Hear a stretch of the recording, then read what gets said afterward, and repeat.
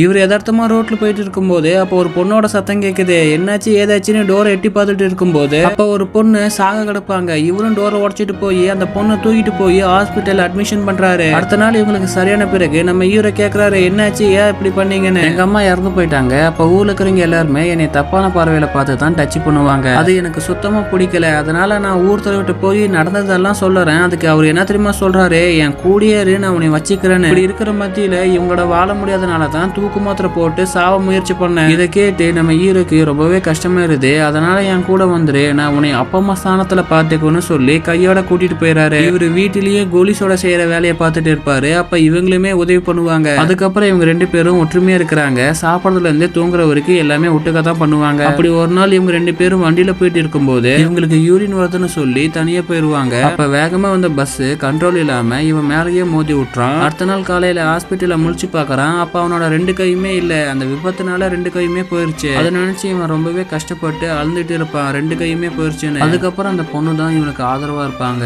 பல்லு வலிக்கு விடுறதுல இருந்து குளிக்கிற வரைக்கும் இவங்க தான் பத்திரமா பாத்துப்பாங்க. நாம ஏதாவது கஷ்டத்துல இருக்கும் போது நமக்கு பிடிச்சவங்க பக்கத்தால இருந்தா அந்த கஷ்டம் எல்லாமே மறந்து போயிடும். நான் சொல்றத உண்மைன்னா கமெண்ட்ல எஸ்ன்னு கமெண்ட் பண்ணிட்டு நம்ம சேனலை சப்ஸ்கிரைப் பண்ணிருங்க.